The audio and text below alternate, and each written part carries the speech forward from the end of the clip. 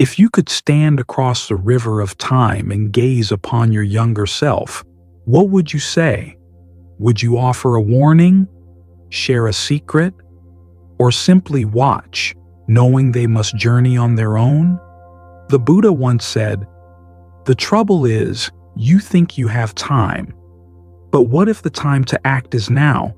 Welcome to Mindful Footsteps, where each step is a journey towards self-discovery and inner peace.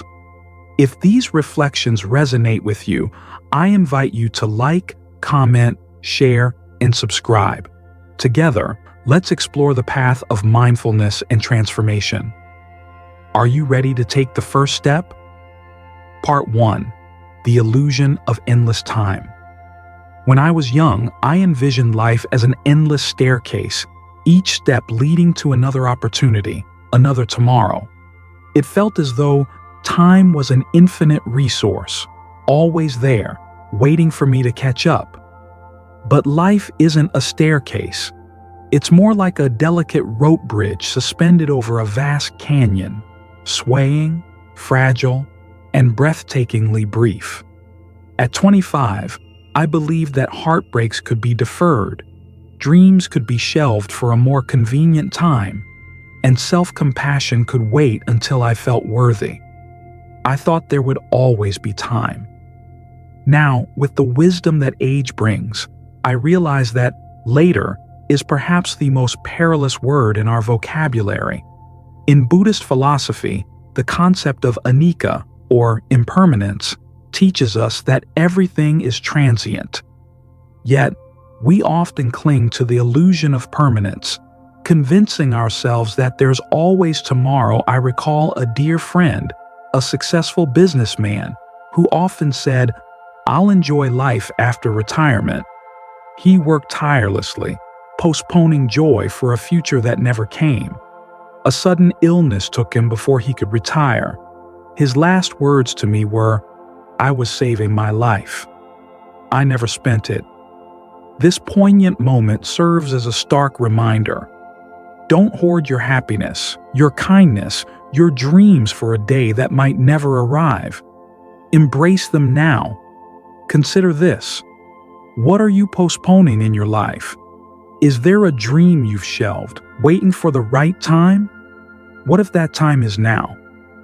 Reflect on the words of Steve Jobs, who once said, "Your time is limited, so don't waste it living someone else's life."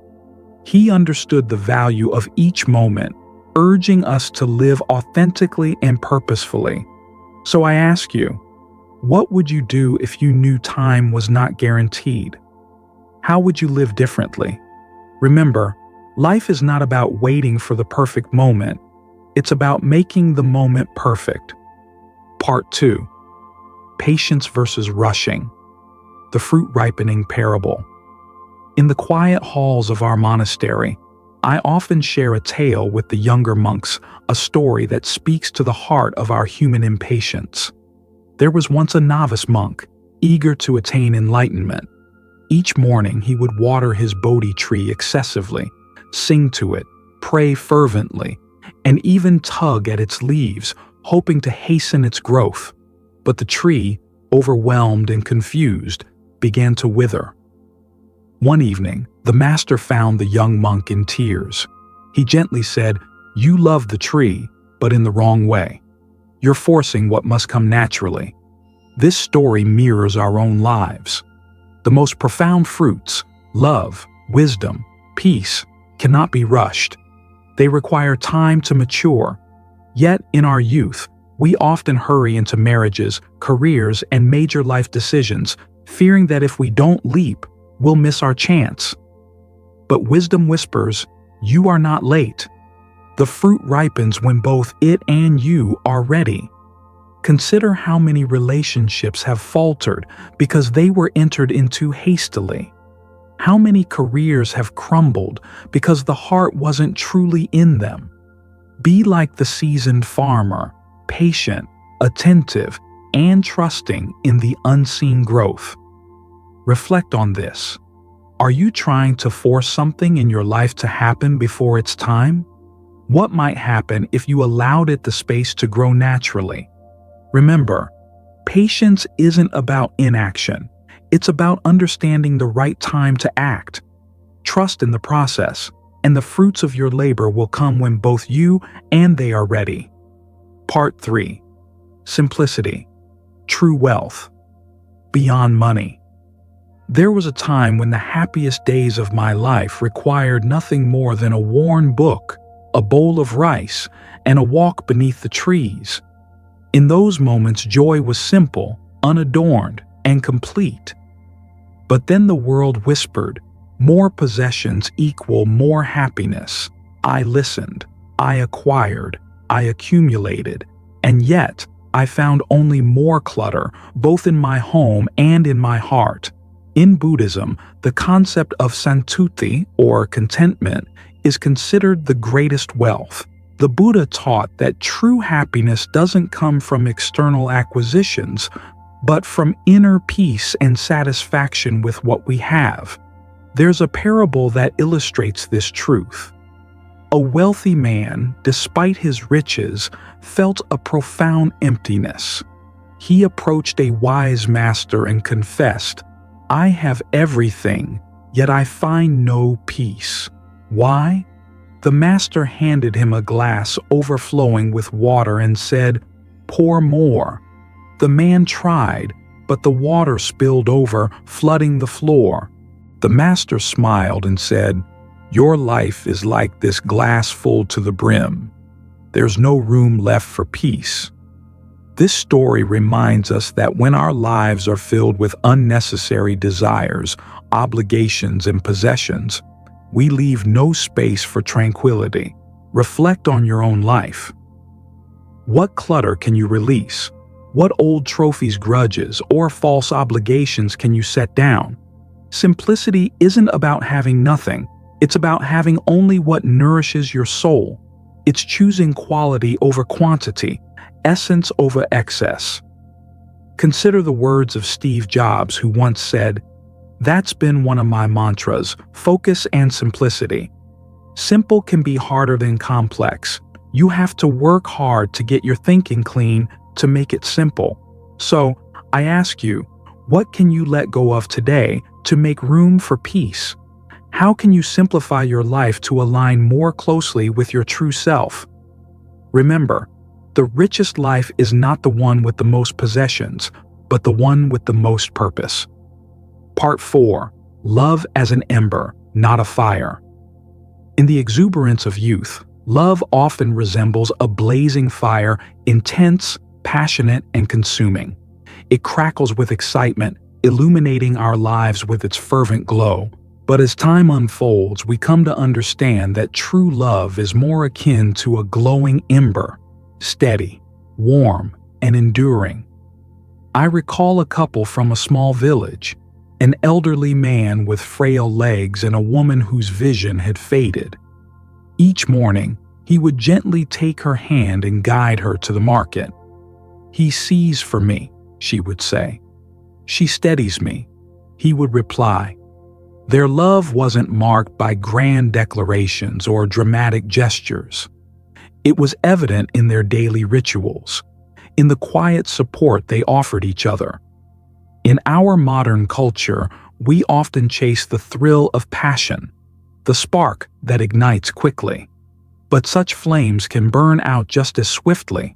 True love, as taught in Buddhist philosophy, is found in the consistent, compassionate presence we offer to one another. It's in the patience during hardships, the understanding in silence, and the unwavering support through life's challenges. The Buddha emphasized the importance of loving kindness, or metta, as a foundation for harmonious relationships. This form of love is selfless, enduring, and free from attachment. Consider the story of an elderly couple who, after decades together, still found joy in each other's company. Their bond wasn't built on fleeting passion, but on years of shared experiences, mutual respect, and deep understanding. As we reflect on our own relationships, we might ask ourselves, are we nurturing a love that endures like an ember, providing warmth and light over time? Or are we chasing the fleeting flames that burn bright but quickly fade? In embracing the steady ember of love, we find a source of comfort and strength that sustains us through the seasons of life. Part 5. The Sacredness of Now. In the quiet moments of reflection, we often tell ourselves, "I'll begin later." Later when circumstances are more favorable, when we feel more prepared, when the stars align just right. But consider this. What if later never arrives? I once met a woman, 82 years old, who shared with me a poignant regret. She said, "I regret only the music I never wrote, not the mistakes I made." Her life, though respectable and cautious, left her with melodies unplayed, songs unsung. In Buddhist philosophy, the concept of anicca, or impermanence, teaches us that all things are transient. The present moment is all we truly possess. Reflect on this. How many dreams have you deferred, waiting for the right time? The truth is the perfect moment may never come. The Buddha emphasized the importance of the present, urging us to live fully in each moment. Consider the story of a man who, after years of postponing his aspirations, realized that time waits for no one. He began to write, to paint, to live, not because the conditions were ideal, but because he understood that now was all he had. So, what are you waiting for? If you have breath, you have a doorway. Begin now, sing your song, write your story, live your truth. The sacredness of now beckons. Part 6. Quiet kindness. Changing the world. Softly. In my youth, I believed that to change the world, I needed to achieve grand feats, write influential books, build monumental temples, earn prestigious awards. But as time passed, I came to understand that the world transforms through small acts of kindness, quietly and consistently offered. Consider the elderly man who smiles at a lost child, offering comfort without words. Or the stranger who gives up their seat on a crowded bus, easing another's burden. Or the friend who listens without trying to fix you, simply being present. In Buddhism, we say thousands of candles can be lit from a single candle, and its life is not shortened. Your kindness does not deplete you, it enriches you. What will your legacy be? The money you earned, the places you traveled, the trophies on your shelf, or the quiet tears you wiped away, the hope you breathed back into another heart. Be a soft place for others to land. Be a candle, not a judge. Let your kindness ripple outward, changing the world softly, one gentle act at a time. Closing. A gentle homecoming. Dear one, this life is more fleeting than we often realize. Do not spend it waiting for permission to truly live. You need not be younger, richer, thinner, or braver. You need only be awake. Awake to the beauty of a single morning breeze. Awake to the laughter of a grandchild. Awake to your own heart, still beating, still longing. The past is not your prison. It is your teacher. Your future is not your promise. It is your mystery. But this moment, this single breath, is your homecoming. Come home. Come home now. If this message resonates with you, I invite you to like, comment, share, and subscribe to Mindful Footsteps. Together, let's continue this journey toward presence, peace, and purpose.